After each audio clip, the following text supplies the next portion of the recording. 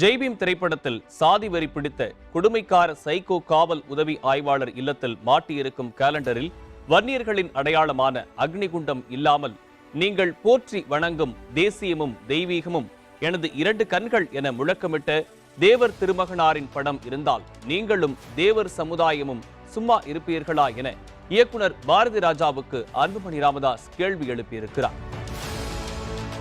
அன்புள்ள தமிழ் திரைப்பட இயக்குனர் பாரதி ராஜா அவர்களுக்கு வணக்கம். ஜெய்பீம் சர்ச்சை தொடர்பாக தாங்கள் எனக்கு கடிதம் எழுதியிருந்தீர்கள்.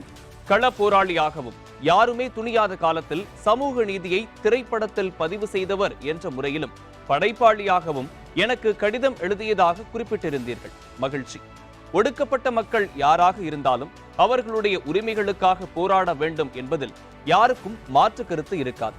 இன்று தமிழ்நாட்டில் அதிகமாக ஒடுக்கப்பட்ட மக்களுக்காக போராடி அவர்களுக்கு சமூக நீதியை பெற்று தந்ததில் மருத்துவர் ஐயாவுக்கு நிகராக இங்கு வேறு யாரும் இல்லை. நவம்பர் 19 அன்று ஜெய்பீம் திரைப்பட சர்ச்சை சாதி பிரச்சனை அல்ல, அரசியல் பிரச்சனையும் அல்ல. இது ஒரு சமூக பிரச்சனை. தமிழ்நாட்டின் வளர்ச்சிக்காகவும் தமிழ்நாட்டு மக்களின் உணவு உள்ளிட்ட தேவைகளுக்காகவும் தங்களை அர்ப்பணித்துக் கொண்டிருக்கும் தமிழ்நாட்டின் பெருங்குடி சமுதாயமான வன்னியர் சமூகம் திட்டமிட்டு தொடர்ந்து இழிவுபடுத்தப்படுவது தொடர்பான சமூக பிரச்சனை. இந்த பிரச்சனையில் உங்களுக்கும் திரைத்துறையினருக்கும் மிகப்பெரிய புரிதல் இல்லை என்பது எனக்கு மிகவும் வருத்தமளிக்கிறது. ஜெய்பீம் திரைப்படத்தில் சாதி வரி பிடித்த கொடுமைக்கார சைக்கோ காவல் உதவி ஆய்வாளர் இல்லத்தில் மாட்டியிருக்கும் கேலண்டரில் வன்னியர்களின் அடையாளமான அக்னிகுண்டம் இல்லாமல் நீங்கள் போற்றி வணங்கும் தேசியமும் தெய்வீகமும் எனது இரண்டு கண்கள் என முழக்கமிட்ட தேவர் திருமகனாரின் படம் இருந்தால் நீங்களும் தேவர் சமுதாயமும் சும்மா இருப்பீர்களா? அல்லது கொங்கு மக்களால் கடவுளுக்கு இணையாக வணங்கப்படும் வீரத்தின் விளைநிலம் தீரன் சின்னமலை அவர்களின் உருவப்படம் அச்சிடப்பட்ட நாட்காட்டி இருந்திருந்தால் அவர்கள் கொதித்து எழுந்திருக்க மாட்டார்களா? அண்ணல் அம்பேத்கரின் புகைப்படம் இருந்திருந்தால் என்னவாகி இருக்கும்? படைப்பு சுதந்திரம் என சும்மா இருந்திருப்பீர்களா? ஒன்றை மட்டும் சொல்கிறேன், மேற்கண்டவற்றில் எந்த காட்சி அந்த படத்தில் இடம்பெற்றிருந்தாலும் அதை கண்டித்தும் முதல் குரல் என்னிடமிருந்துதான் வந்திருக்கும். வானளாவிய படைப்பு சுதந்திரம் நடிகர் சூர்யாவுக்கு மட்டும்தானா? இலங்கை கிரிக்கெட் வீரர் முத்தையா முரளிதரனுடைய வாழ்க்கை வரலாற்றை திரைப்படமாக எடுக்க முனைந்த நடிகர் விஜய் சேதுபதிக்கு அந்த படைப்பு சுதந்திரம் மறுக்கப்பட்டது ஏன்? கடுமையான கண்டன கடிதத்தை தாங்கள் தான் எழுதியிருந்தீர்கள், நினைவிருக்கிறதா? சமீபத்தில் வெளியான ஃபேமிலி மேன் 2 தொடர் முழுவதும் தடை செய்யப்பட வேண்டுமென கடுமையாக எச்சரிக்கை விடுத்தீர்கள். அப்பொழுது எங்கே போயிற்று உங்கள் படைப்பு சுதந்திரம்? அண்மையில் வெளியான கர்ணன் படத்தில் 1997ஆம் ஆண்டு என இருந்ததை மாற்றி 1990களின் இறுதியில் என போட வைத்த போது என்னவாயிற்று உங்கள் படைப்பு சுதந்திரம்? படைப்பு சுதந்திரம் என்கிற பெயரில் ஒட்டுமொத்த சமுதாயத்தையும் இழிவுபடுத்தும் வகையில் வன்னியர்களின் புனிதமான அக்னிகுண்டத்தை வைத்து சத்திரியர் என்கிற அடிக்குறிப்பு போட்டு கொலையாளிகளாக காண்பித்தால் அதற்கு நீங்களும் திரைத்துறையினரும் ஆதரவளிக்கிறீர்களா? எலிவேட்டை என்கிற பெயரில் படத்தை தொடங்கி தயாரித்து முடிக்கும் தருவாயில் பரபரப்புக்காக ஜெய்பீம் ஆக்கி பெயர் அரசியல் செய்து வியாபாரமாக்கியது நாங்கள் அல்ல. அந்தோணிசாமி என பெயர் வைப்பதற்கு பயந்து குருமூர்த்தி என பெயர் அரசியல் செய்து குறவர் சமுதாயத்தை இருளர் சமுதாயமாக மாற்றி வட தமிழகத்தில் உள்ள 2 பெரிய சமுதாயத்துக்கும் சாதி கலவரத்தை தூண்டி பெயர் அரசியல் செய்தது திரையுலகம்தானே தவிர அந்த 2 சமுதாயங்கள் அல்ல. தென் மாவட்டத்தைச் சேர்ந்த தாங்கள் சாதி கலவரம் குறித்தும் அதனால் ஏற்படும் சமூக பாதிப்புகள் குறித்தும் நன்றாக அறிந்திருப்பீர்கள். ஆனால் வட தமிழ்நாட்டில் கடந்த 40 ஆண்டுகளாக அத்தகைய கலவரங்கள் எதுவும் ஏற்படாமல் மக்கள் அமைதியாகவும் நிம்மதியாகவும் வாழ வகை செய்திருப்பவர் ராமதாஸ். வட தமிழகத்தில் இருந்து வந்த வன்னிய குலத்தில் பிறந்த ராமதாஸின் சமூக நீதி சாதனைகள் பற்றி உங்களுக்கு தெரிந்திருக்கலாம். உங்களுடன் நிற்கும் திரைத்துறையினருக்கு தெரிய வாய்ப்பில்லை. பட்டியலிடுகிறேன், தெரிந்து கொள்ளுங்கள். குடிதாங்கி என்கிற கிராமத்தில் தாழ்த்தப்பட்டவரின் பிணத்தை தன் தோளில் சுமந்து சென்று ஊர் மக்களின் கடுமையான எதிர்ப்பையும் மீறி அடக்கம் செய்து சமூக புரட்சி செய்த ரியல் ஹீரோ எங்கள் ராமதாஸ் தான். எங்களுக்கு ஒன்றிய அரசில் கிடைத்த முதல் ஒன்றிய அமைச்சர் பதவியை தலித் எழில்மலை என்கிற தாழ்த்தப்பட்ட சமுதாயத்தை சார்ந்தவருக்கு நாங்கள் கொடுத்தோம். 2வது முறையும் பொன்னுசாமி என்கிற தாழ்த்தப்பட்ட சமுதாயத்தவரை ஒன்றிய அமைச்சராக்கினோம்.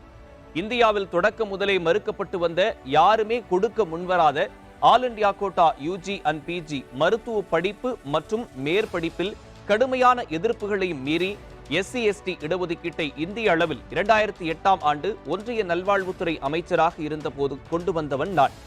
எனக்கு அதற்காக அன்றே தேசிய தாழ்த்தப்பட்டோர் மற்றும் பழங்குடியினர் ஆணையத்தின் தலைவர் பூட்டா சிங் தலைமையில் 32 ஒடுக்கப்பட்ட சமுதாய மக்களின் தலைவர்கள் சேர்ந்து சென்னையில் பாராட்டு விழா நடத்தி பாராட்டு பத்திரமும் விருதும் பட்டமும் வழங்கி கௌரவப்படுத்தினார்கள்.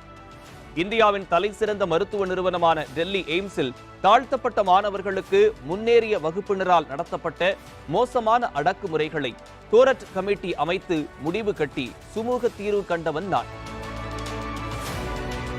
தாழ்த்தப்பட்ட சமுதாயத்தில் பிறந்த அயோத்திதாசரின் பெயரை தாம்பரத்தில் அமைந்துள்ள தேசிய சித்த மருத்துவ நிறுவனத்துக்கு சூட்டி அவரின் திருவுருவ சிலையும் அங்கே நிறுவியுள்ளேன். எங்கள் கட்சியின் பொதுச் செயலாளர் பதவி அன்றிலிருந்து இன்று வரை பட்டியலின தலைவர்களுக்கு மட்டுமே வழங்கப்பட்டு வருகிறது. அரியலூர் மாவட்டம் பாப்பாக்குடி கிராமத்தில் இருளர் சமுதாயத்துக்கு இருக்க இடமில்லாமல் இருந்த நிலையில் 20 ஆண்டுகளுக்கு முன்பு ராமதாசின் தலைமையில் சட்டப்பேரவை முன்னாள் உறுப்பினர் ஜே குருவின் தொடர் முயற்சிக்கு பின்னர் 62 இருளர் குடும்பங்களுக்கு வீட்டுமனை பட்டா வாங்கி கொடுத்த நன்றி கடனுக்காக அந்த இடத்துக்கு டாக்டர் ஐயா நகர் என அன்புள்ளம் கொண்ட இருளர் சமுதாய மக்கள் நன்றி மறவாமல் பெயர் வைத்துள்ளனர்.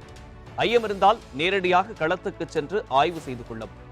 சிபிஎஸ்இ பாடத்திட்ட நூலில் நாடார் சமுதாயம் இழிவுபடுத்தப்பட்ட போது அதற்காக முதலில் குரல் கொடுத்ததும் ஒன்றிய அரசிடமும் உயர்நீதிமன்றத்திடமும் வாதாடி அந்த பகுதிகளை நீக்கியது எங்கள் கட்சிதான். கோவை தொடர் குண்டுவெடிப்பை தொடர்ந்து கோட்டைமேடு பகுதியில் சோதனை சாவடி அமைக்கப்பட்டு பாதுகாப்பு சோதனை என்கிற பெயரில் இஸ்லாமிய சகோதரிகள் இழிவுக்கும் இன்னலுக்கும் ஆளான போது அதற்கு எதிராக நிகழ்விடத்தில் போராடி அவர்களின் துயரை போக்கியவர் ராமதாஸ் தான். தாமிரபரணி ஆற்றில் தேவேந்திரகுல சமுதாய மக்களின் மீது காவல்துறையால் நடத்தப்பட்ட கொடூரமான துப்பாக்கிச் சூட்டின் போது முதலில் ஓடோடி அவர்களுக்காக குரல் கொடுத்து பல்வேறு போராட்டங்களை நடத்தியவர் ராமதாஸ் தான். சமூக நீதிக்காகவும் மக்களின் பிரச்சனைகளுக்காகவும் ராமதாஸ் இன்னும் ஏராளமான போராட்டங்களை நடத்தி நீதியும் தீர்வும் பெற்றுக் கொடுத்திருக்கிறார். அவை தமிழகத்தின் சமூக நீதி வரலாற்றில் வலிமையாக பதிவு செய்யப்பட்டிருக்கிறது. இதுபோன்று எத்தனையோ சமூக புரட்சிகளை நிஜ வாழ்க்கையில் ராமதாசும் எங்கள் இயக்கமும் தொடர்ந்து செய்து கொண்டிருக்கிறது. இத்தனை செய்தும் அதை பற்றிய புரிதல் சற்றும் இல்லாமல் நீங்களும் தாங்கள் சார்ந்த திரைத்துறையினரும் எங்கள் மனதை மிகவும் புண்படுத்தி விட்டீர்கள்.